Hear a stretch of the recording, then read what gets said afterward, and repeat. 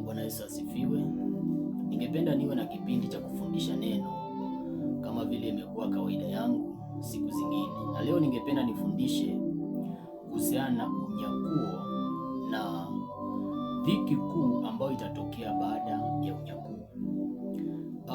Kwenye kipindi ambacho kimepita nilikuwa nafundisha kuhusiana na chukizo la uharibifu, lakini pia dhiki kuu ambayo inatokea kabla ya Yesu kuja, na nikawa nimeeleza kwamba ile dhiki kuu ambayo itatokea kabla ya Yesu kuja itakuwa na kusudi kwamba watu wajiandae kwa sababu ya kuja kwa Yesu, na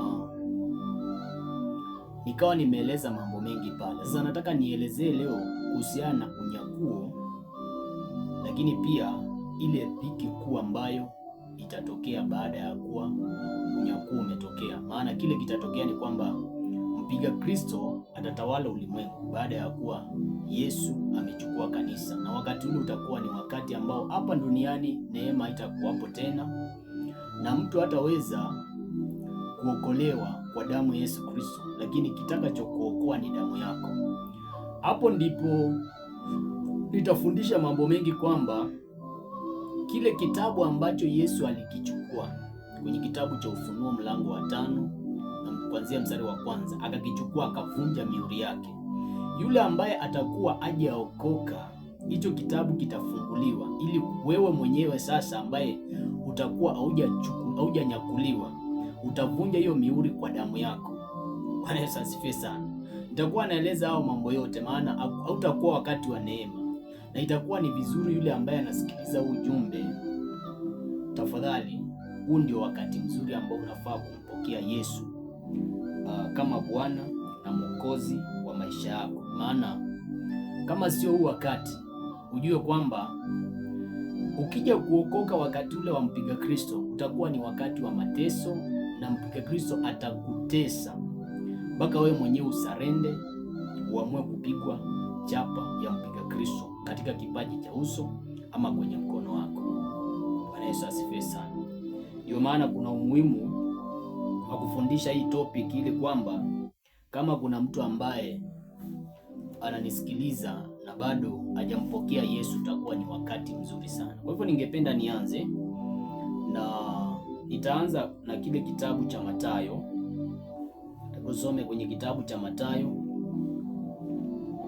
Mathayo, mlango wa 24. Kitabu cha Mathayo mlango wa 24, tusome mstari wa 29. Maandiko yasema hivi: lakini mara baada ya dhiki ya siku zile, jua litatiwa giza na mwezi hautatoa mwanga wake, na nyota zitaanguka mbinguni, na nguvu za mbinguni zitatikisika.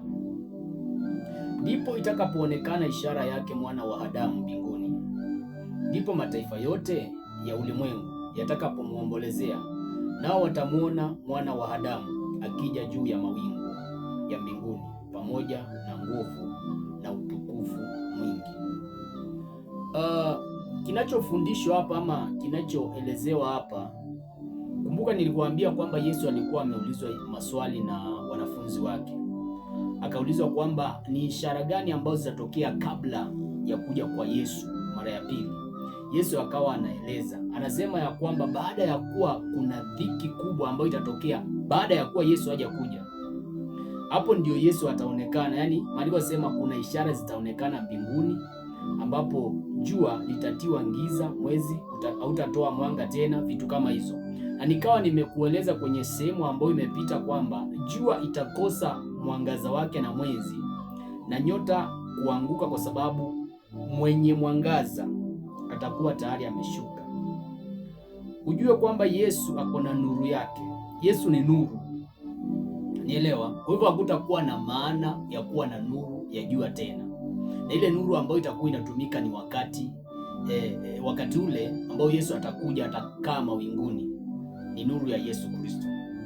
Lakini pia nikawa nimeeleza kwenye sehemu ambayo imepita, nikasema kwamba jua na mwezi na nyota hazitatoweza kutoa mwanga wake ama mwangaza wake, kwa sababu ili Yesu aweze kuonekana na mataifa yote, na ndio kitu ambacho tumekisoma hapa kwamba kila mataifa, kila mtu wa kila taifa atamuona Yesu, watamuombolezea. Nikasoma kwenye kitabu cha Ufunuo mlango wa 1 mstari wa 7 ya kwamba waliomchoma, waliomtesa watamuona akiwa kwa mawinguni.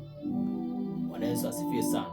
Sasa nataka nieleze mtiririko wa mambo ambayo yatakuwa yanatokea wakati ule, ndio uelewe vizuri. Bwana Yesu asifiwe sana. Jambo la kwanza ambalo litatokea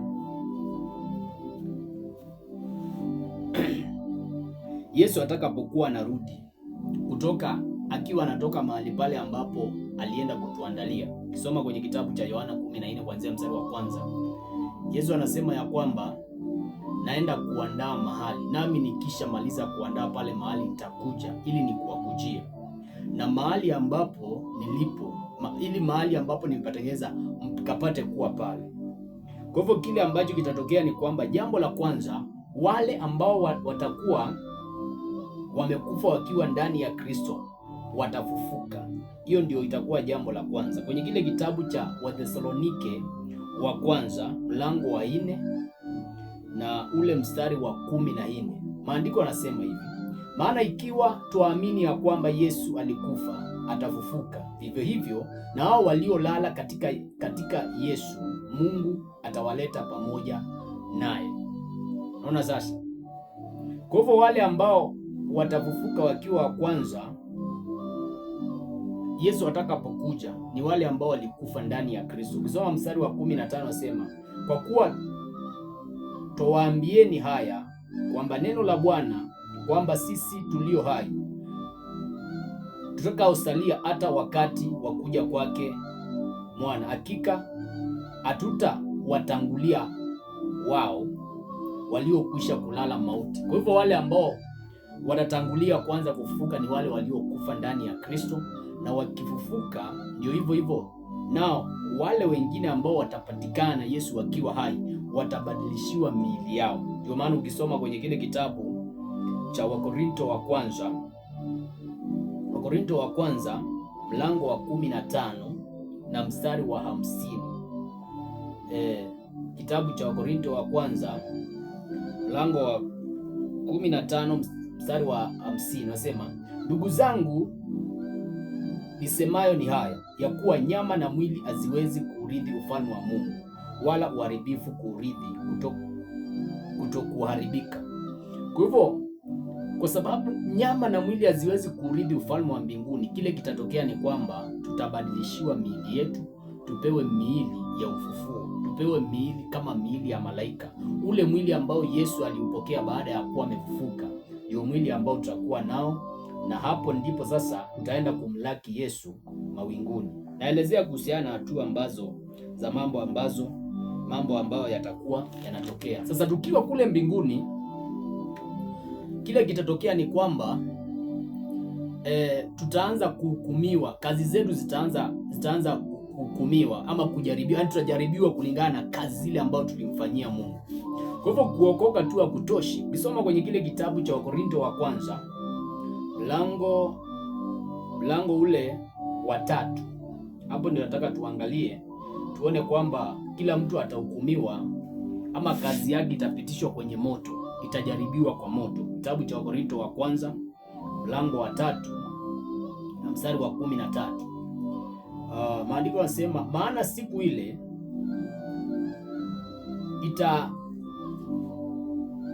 itaidhirisha kwa kuwa yafunuliwa katika moto, na ule moto wenyewe utaijaribu kazi ya kila mtu ni ya namna gani. Kwa hivyo kila mtu kile ambacho Mungu alikuleta hapa duniani kukifanya kitajaribiwa kwa moto. Kwa hivyo tukienda mbinguni, tukishanyakuliwa, si eti kwamba yule ameokoka atahukumiwa kwa matendo yake ambayo alifanya, hapana, lakini kazi yako ndio itahukumiwa, kazi yako ndio itajaribiwa kwa moto. Na hii kazi itajaribiwa ili kwamba upewe taji. Itaeleza kwenye sehemu ambayo inafuata kuhusiana taji ambazo tutapewa, na maana ya taji itakuwa ni gani, maana huwezi ukapewa kitu ambacho hakina faida kwako.